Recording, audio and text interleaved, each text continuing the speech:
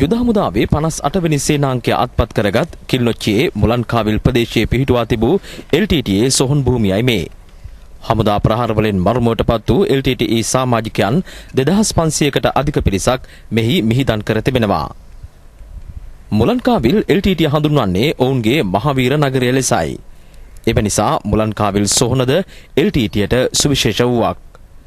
වන්නිමෙහිමේදී මීට පෙර යුද හමුදාව අත්පත් කරගත් පන්නවිරිච්චාන් හා ආන්දන්කුලම් LTTE සොහොන් භූමි මෙන් මෙය තෙගුණයකටත් වඩා විශාලත්වයකින් යුක්තයි. අක්කර 30ක පමණ භූමි භාගයකින් යුත් මුලන්කාවිල් LTTE සොහොන් භූමිය ප්‍රධාන ප්‍රදේශ 7කට වෙන් කර තිබෙනු දැකගත හැකියි. නම් නොකළ තවත් ප්‍රදේශ 3ක්ද මෙහි පවතිනවා. මෑත කාලයේ මිහිදන් කළ LTTE සමාජිකයන් වෙනුවෙන් වූ වැඩ නිම නොකළ සොහොන්කොත් එම ප්‍රදේශවල දැක ගන්නට ලැබෙනවා. වන්නේ මෙහිම ආරම්භ වීමෙන් පසු මියගිය LTTE සමාජිකයන්ගේ නම් හා දිනය ඇතුළත් පුවරු සවිකල සොහොන්කොත් ගණන 1013ක්. ඉන් අප්‍රේල් මාසයේ සිට පසුගිය මාසයේ 24 වෙනිදා දක්වා පමණක් 622ක් මියගිය LTTE සමාජිකයන්ගේ නම් මෙහි දැක්වෙනවා.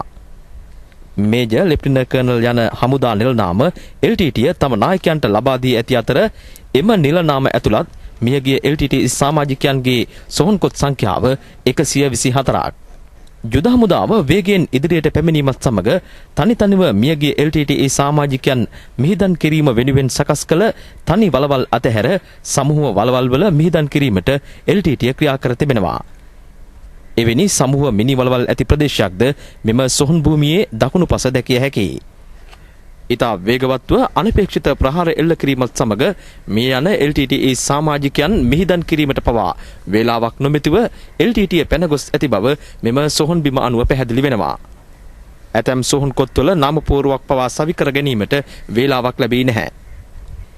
LTTEට තම මී යන සමාජිකයන් මිහිදන් කිරීමට පවා භූමියක් ඉතුරු කර ගැනීමට නොහැකි තත්වයකට අද පත්ව ඇති බවයි යුද හමුදාව පවසන්නේ.